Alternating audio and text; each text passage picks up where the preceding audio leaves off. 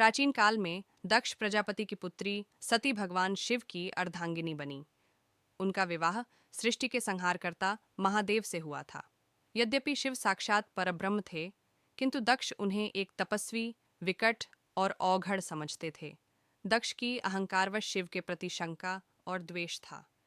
एक बार दक्ष ने विशाल यज्ञ का आयोजन किया, जिसमें सभी देवताओं, अर्षियों और प्रमुख जनों को आमंत्रित किया, परंतु जानबूझकर अपने जामाता शिव को नहीं बुलाया।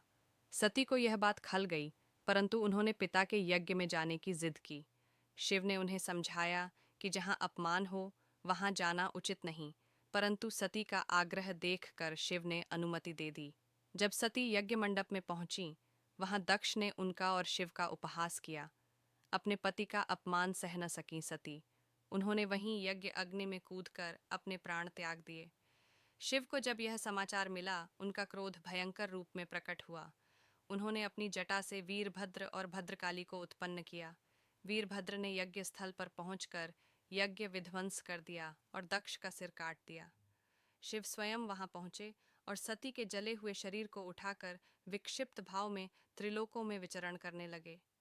इस अपार पीड़ा को देखकर भगवान विष्णु ने सती के अंगों को अपने सुदर्शन चक्र से पृथ्वी पर विभाजित कर दिया। जहां जहां अंग गिरे, वहां शक्तिपीठों की स्थापना हुई। इसके बाद शिव हिमालय पर गहन तप में लीन हो गए और संसार से विरक्त हो गए। उधर सती ने पुनर्जन्म का संकल्प लिया। बहुत काल बीत जाने के पश्चात सती ने हिमालय राज और रानी मैना के घर में पार्वती के रूप में जन्म लिया। बचपन से ही पार्वती में अपूर्व सौंदर्य, शील, विनम्रता और भक्ति का संगम था। वे बाल्यकाल से ही भगवान शिव को अपना स्वामी मानती थीं। वे शिव के प्रति अगाध श्रद्धा रखती थीं।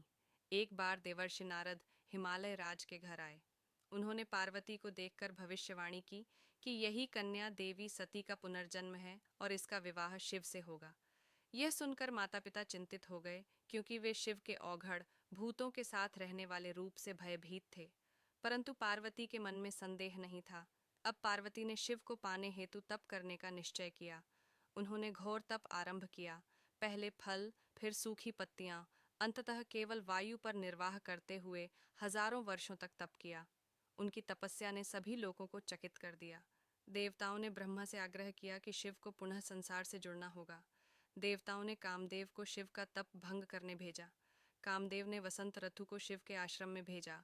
फूल खिले, मधुर पवन बही और फिर उसने पार्वती के समीप शिव पर प्रेम बाण चलाया, परंतु शिव ने आंखें खोलते ही कामदेव को भस्म कर दिया। पार्वती ने हाथ जोड़कर कहा कि उन्होंने यह सब नहीं किया, वे केवल भक्ति भाव से आई हैं। शिव ने पार्वती की भक्ति, प्रेम और तप से प्रभावित होकर उन्हें स्वीकार कर लिया। उन्होंने कहा, हे पार्वती, तुम पूर्व जन्म में सती थीं, अब पार्वती रूप में पुनः प्रकट हुई हो। मैं तुम्हें पत्नी रूप में स्वीकार करता हूँ। इधर माता मैना को जब झांत हुआ कि शिव विवाह हेतु तैयार हैं, तो वे प्रसन्न भी थीं और थोड़ी चिंतित भी। उन्होंने शिव को देखने का आग्रह किया। जब शिव बारात लेकर आए तो उनके साथ भूत, प्रेत, योगी, नाग, भस्मधारी गण थे। यह दृश्य देख माता मैना बेहोश हो गईं। पार्वती ने उन्हें संभालते हुए कहा, माँ, जो तुम्हें बाहरी रूप से विचित्र लगते हैं, वही त्रिलोक के स्वामी हैं। उन्होंने मेरे प्रेम को स्वीकार किया है। इससे बढ़कर सौभाग्य और क्या हो सकता है। तत्पश्चात भव्य विवाह का आयोजन हुआ। हिमालय पर्वत को साक्षी मानकर सभी देवता, आर्षि और सिद्धजन एकत्र हुए।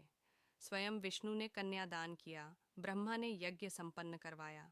शिव और पार्वती का पवित्र विवाह संपन्न हुआ। विवाह के पश्चात शिव पार्वती कैलाश पर्वत पर निवास करने लगे। यह युगल न केवल संसार की शिव शक्ति का प्रतीक बना, बल्कि एक आदर्श दाम्पत्य का भी प्रतीक है। शिव को जो सती के रूप में खो गई थीं, वही पार्वती बनकर लौटीं और अपने तप, प्रेम और धैर्य से उन्हें पुनः प्राप्त किया। यह कथा हमें सिखाती है कि सच्चा प्रेम त्याग, तपस्या और विश्वास से प्राप्त होता है। पार्वती की भक्ति से यह सिद्ध हुआ कि यदि मन सच्चा हो तो ईश्वर स्वयं अपने ध्यान से बाहर आकर उसे स्वीकार कर लेते हैं। इस प्रकार सती ने पार्वती के रूप में पुनर्जन्म लेकर भगवान शिव से पुनः विवाह किया और समस्त लोगों को यह संदेश दिया कि प्रेम, श्रद्धा और समर्पण अमर होते हैं। ऐसी कहानी लिखने में हमको बहुत समय और मेहनत लगती है, कृपया चैनल को लाइक, कमेंट, सब्सक्राइब करके हमारा उत्साह वर्धन करें। धन्यवाद।